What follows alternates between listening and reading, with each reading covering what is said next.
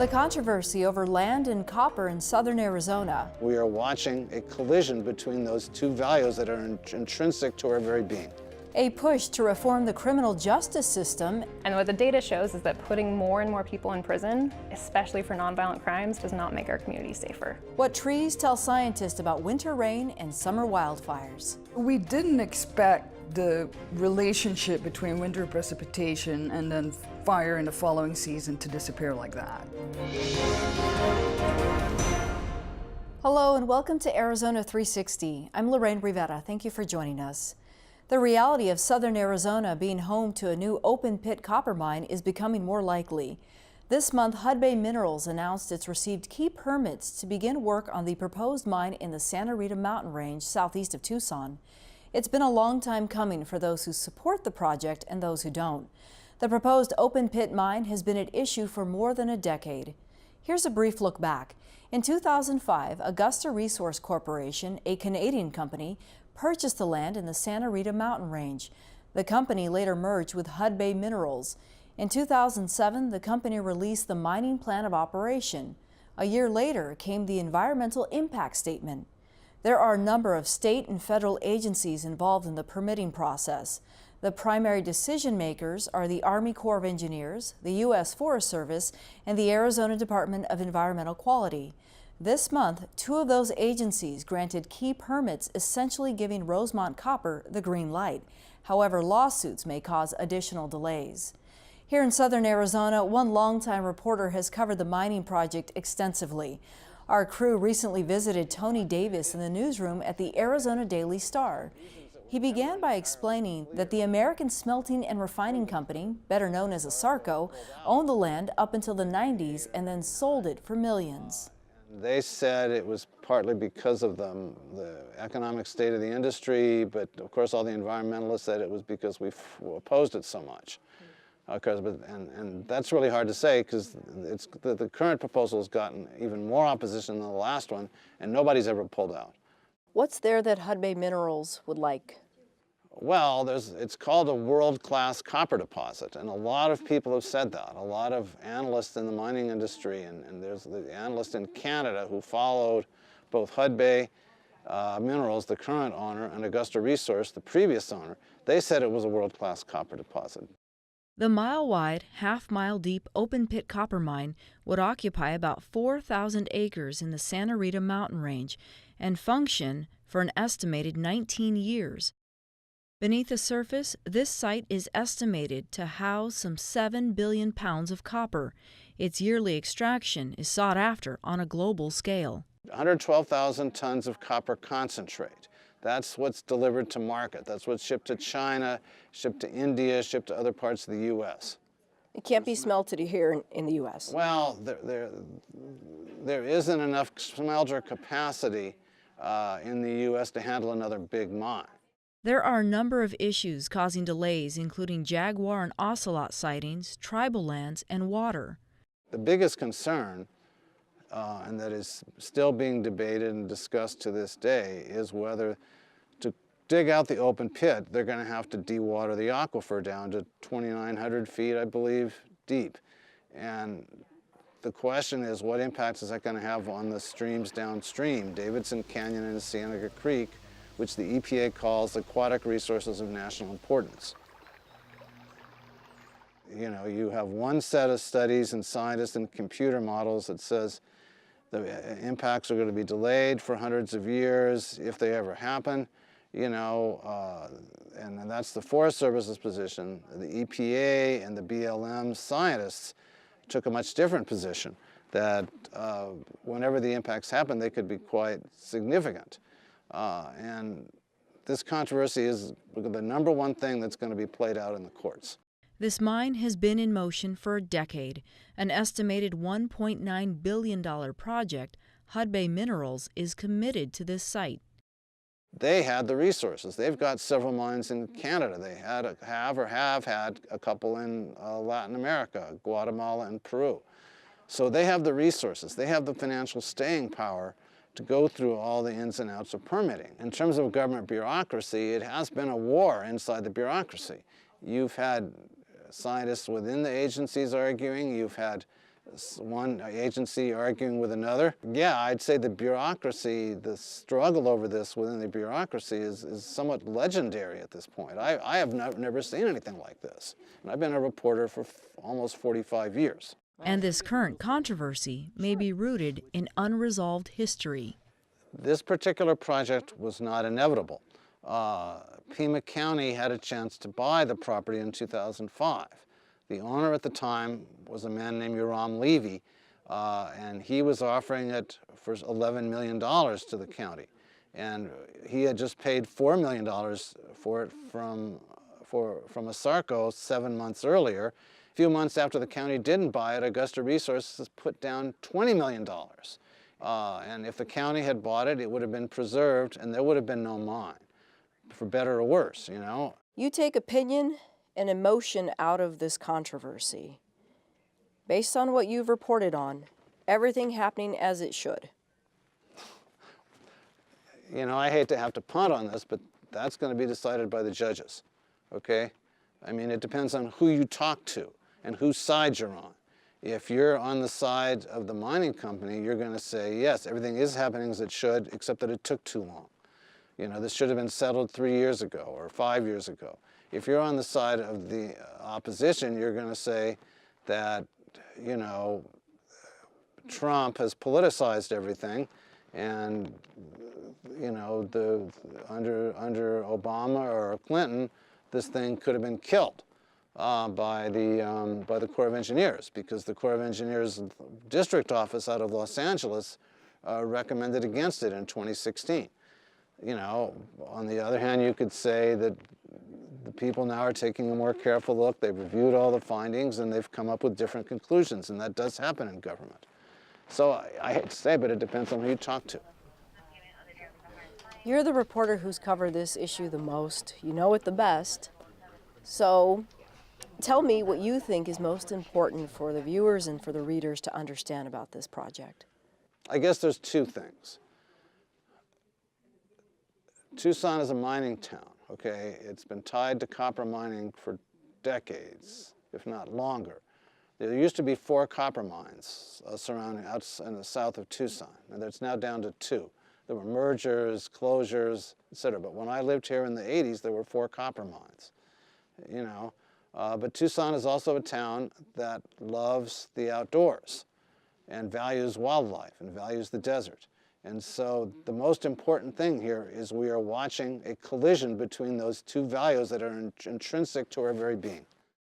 Hudbay Minerals declined our request for an on-camera interview. However, Rick GRINNELL, the Southern Arizona Business Coalition, agreed to speak with us in support of the project and what it means for the future of Southern Arizona and copper production around the world. About 90% of this pit itself is on private property. So the U.S. Forest Service land being used for the excess rock is going to be on Forest Service land. That's why we go through the whole environmental impact process. Keep in mind, we still import copper into this country now. We used to be a net exporter. We are now a net importer. The population has grown 3 times since 1950 to 7.7 billion people. The need for copper has grown 9 times. And over the course of the next 10 years, the population increase, it's going to become much more important to have copper. And also be able to have our own sustainability and the ability to use our own copper. It's great to have international business, but you also have to protect your backyard when it comes to economic development. You have to make sure you have the resources and utilize them the best possible way in order to facilitate the need of the American people. A moment ago you said backyard, and I can imagine the people who are watching this will say, what about our backyard when it comes to the air pollution, the water resources? Who's really going to be the gatekeeper of ensuring that Hudbay honors what it says it's going to do for this community and for that mountain range? The U.S. Forest Service, the Corps of Engineers, the Environmental Protection Agency. There is an accountability process that goes on with this. It's not like they can just go in and all of a sudden they got their toys and then go play. This is not the way it works anymore. There is a follow-up, there is a requirement by law to ensure that they do what they say they're going to do. If in fact they do not, then there's a cease and desist. Yeah. And it's very succinct and it's very real. It's taken 12 years to get to this point. This is a $1.9 billion project. How does that translate for the region's economy when it's all said and done as far as jobs are concerned? Well, according to the ASU Economic Impact Study, $350 million for over the 19-year period of new tax revenue. 500 quality, $60,000 plus, including benefits. About 2,500 jobs in construction industry to build this, plus all the vendors. As much as possible, Rosemont has committed to buying locally, period. Now, there's certain things we don't produce here in southern Arizona. Big equipment, there's certain expertise that need to come in and be part of the engineering and the build out and everything else. But as much as possible, they're going to spend local. And I appreciate the people, the aesthetics of the pit. But that's why they're going to build the pit from the outside in. And that allows to set up a sort of a buffer zone, a barrier that will, people don't have to look deep inside. But you know what the irony is? People are going to come here because they want to see this. It's estimated 70,000 people visit Arizona every year to see mines. To get this one up and running, there have been at least 1,000 studies on behalf of more than a dozen government agencies and about 43,000 public comments filed. Hudbay Minerals says it has spent more than $100 million on permits. The Forest Service listened, the Corps of Engineers listened, the EPA listened. Everybody's listening, contrary to what they want to tell you. And I don't like the political arguments that keep going around with this topic. It's not necessary. If it's approved, what does it mean for Arizona? It's a solid, sustainable economic engine. It keeps people employed. And when you have a better economy, the overall attitude of an environment, of the community is better. When people can afford to take their kids to do stuff and maybe take a vacation or go to school and get the other things that they need, it affords opportunities that many industries, particularly in southern Arizona, don't afford. What do people need to know about the need for copper right now? Well, We can't live without it. There is not just copper, but the mining of the products that come out of the ground are used in everyday life. There is nothing any longer that we do, including the bringing for agriculture. You need the equipment to get enough agriculture to do all the things. Everything that is done today has a facet of it where mining is attached. I challenge I wouldn't mind losing my phone for a week, but other than that, people would rather lose their wallet than lose their phone. We can't afford to live without it. That's the real fact. Okay, Rick GRINNELL from the Southern Arizona Business Coalition, thank you. Thanks for having me. A number of people and organizations oppose Rosemont Copper's plans.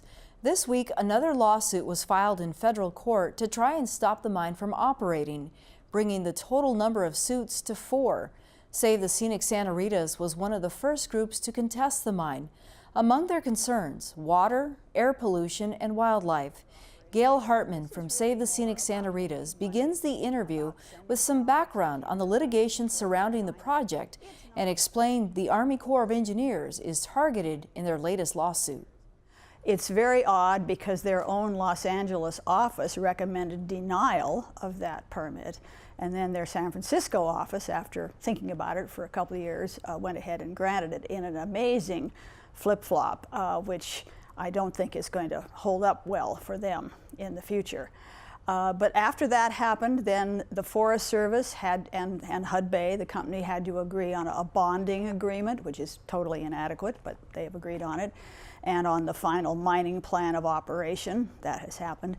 So basically the mine could go ahead. Hudbay has said that they will not do anything for at least a month, which all the lawyers have agreed on that. I mean, this mine really would be a regional disaster, and it would go on forever. The disaster isn't just going to go away in a few years. And the Santa Ritas and we all deserve better than this. It would take some of our drinking water, it would both deplete water and pollute water, and there's just no question about that. And we just can't afford that sort of loss to our water resources. One of the things that Hudbay has said is that this will be a cleaner mine, and with things like dry stack tailings that will reduce water consumption, the Tier 4 diesel, which will reduce emissions. Any of that make this palatable for you? I think that's really just, I think as we said in our op-ed, sort of moving the deck chairs around on the Titanic. It means very, very little in the long term. You know, you have a huge pit, mile wide, half mile deep, 5,000 acres of public land, Coronado National Forest, buried under 700 or 800 feet of tailings and waste piles. All kinds of infrastructure, buildings, stacks, roads, you know, power lines, trucks going 24 hours a day, probably about one every 15 minutes up and down Highway 83, a too narrow two-lane road that is not equipped for that sort of thing. Explosions, I'm sure all the people who live nearby are going to be looking forward to that. Probably the local wells of people who live nearby will be depleted. This is not going to be a fun thing or something we can look forward to. Here in the U.S., it would be, there are people who would oversee it, government agencies that would oversee it. If it doesn't happen here, concerns about it going to other places with fewer regulations. Well, first, I would have to say that I don't think anybody is seriously going to be overseeing it. If it were to start, it would be like really any other mine, Morenci or anything that we're all familiar with.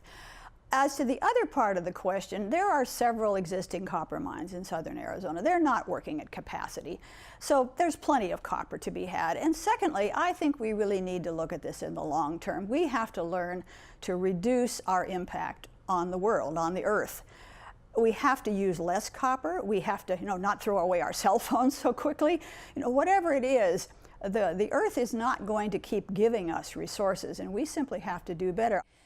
Jaguar, the ocelots that we've had in this mountain range, when's the last time there have been reported sightings? Ocelots, I believe, live there now, also in the Huachucas. I think the last jaguar has been gone for about a year. I think he went home to Sonora to find a lady friend. But what it's showing us is that because of climate change, these subtropical animals are moving north. And if we don't have a wall to stop them, unfortunately there is not much to stop them in the Patagonia Mountains, which are just south of the Santa Ritas, those animals are finding a place to live in southern Arizona. Lawsuit filed this week, potentially more coming. How likely is it that you and your organizations will continue to fight this? Well, we're definitely going to fight it as long as necessary. We are waiting for the local judge, the federal judge, to schedule oral arguments on the lawsuit we filed many months ago. And as I said, we just filed a second one against the Army today, and we'll see how that goes. This is such an egregious mistake that it seems to us that the courts, if they have any common sense, that they will look at this very closely and at least send it back to the drawing boards and quite likely simply tell the Army that this was a mistake. Do you believe that federal state agencies haven't done their due diligence in getting to this point and looking at these permits? Well, that's kind of a difficult question. They did for quite a while, we think, but in the last couple of years, there's been clearly a big change in the way both the EPA and the Army have addressed things. So that, I hate to say this, but politics has kind of overwhelmed facts. And I think that's why we're in this position right now. Okay, GAYLE Hartmann from Save the Scenic Santa Ritas, thank you. Thank you very much.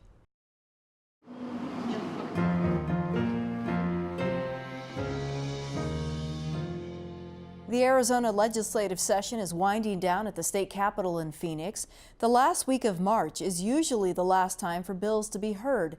And there's one topic that lobbyists have tried unsuccessfully to get before lawmakers. It's an effort to change the criminal justice system. Ford.us is a bipartisan political advocacy group that polled nearly 1,000 Arizonans and found that the vast majority want to see some type of criminal justice reform. Here's Emily Levette, a state policy manager for the organization. Our goal in terms of the ideal criminal justice system is one that shrinks the size and scope of the prison system here in the United States and sort of reunites more families. Arizona has heard about criminal justice reform, especially in the last few years, but it's not really made any headway when it comes to conversations at the Capitol. Yeah. Why is that? I think it is not for lack of support and excitement. This session, we at Forward were tracking like 6 bills, 6 really smart, robust criminal justice reform bills. Those bills were all sponsored by Republicans. They all had a ton of support in the Republican caucus and the Democratic caucus. We did polling, which showed a ton of support for those types of reforms, right? So it's not a matter of support. Where we're getting blocked is that there are a few powerful members of the legislature who are sort of unwilling to have this conversation. And as long as they're in those positions, it's going to be really hard to see the change that most Arizonans want. When we talk about reform, what avenues are you really exploring? We at Forward take a really data-driven perspective. So what we do is sort of look at all the data about sort of who is coming into prison in Arizona and how long they're staying, and seeing where Arizona is an outlier from the rest of the country. So what we see in Arizona is two basic reasons that Arizona is an outlier. The first reason is drug crimes. A ton of people go to prison for nonviolent drug and property crimes in Arizona. And since 2000, the number of people who have entered prison, so been admitted to prison for nonviolent drug and property crimes, has grown by 80%. So that's sort of number one. We really want to have a conversation about how do we best address people with drug addiction in Arizona. The second sort of big reason that Arizona is an outlier is how long people spend in prison. So we did an analysis where we looked at prison lengths in Arizona versus the rest of the nation. And what you see is that people stay behind bars in prison in Arizona far longer than other states. So for drug offenses, people stay behind bars for about 40% longer in Arizona than they do in the national average. For property, it's about twice as long. These are perhaps nonviolent crimes, but there are victims associated with, of course, yeah, some of these drug crimes. Is that perhaps one of the hang-ups? I've worked in a lot of other states on similar issues, and I think what a lot of victims want out of the system is to be restored, right? They want to have their property back if it was stolen. If there's some type of injury, they want to have that back, right? And what we see is that sending a person away to prison for a long period of time does actually very little to restore that victim and to make sure that they get their money back or whatever they need to sort of get back on their feet again. Arizona has long had a reputation for being a very conservative state, but there are other conservative states that you've worked with, you've explored, and they've come around to this idea. Arizona is the fourth highest imprisoner in the nation. The top three, the three before Arizona, are Oklahoma, Louisiana, Mississippi. I've had the opportunity to work in all of those states.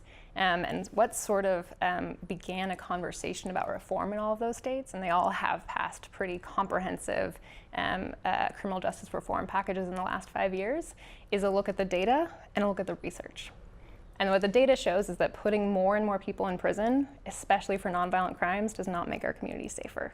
What they did is they sort of started with that evidence and started with that data and built a really robust, smart package from there. And that's what I'm hoping we can do next session in Arizona. What's the cost of all this? Yeah, there's the cost to the state. So Arizona taxpayers pay $1.1 billion on prisons each year. But I think in some ways that's an underestimation, because that doesn't account for the cost to a family if a parent is incarcerated, or the cost to a parent if a child is incarcerated. Those are much, much harder to calculate. What's the ultimate goal here? It's not just to get people out of prison, get them back started, but there's got to be some societal impact that you foresee. Right now, Arizona is spending more than $1 billion on prisons, right? If you had fewer nonviolent drug and property offenders in prison, what would you do with that money?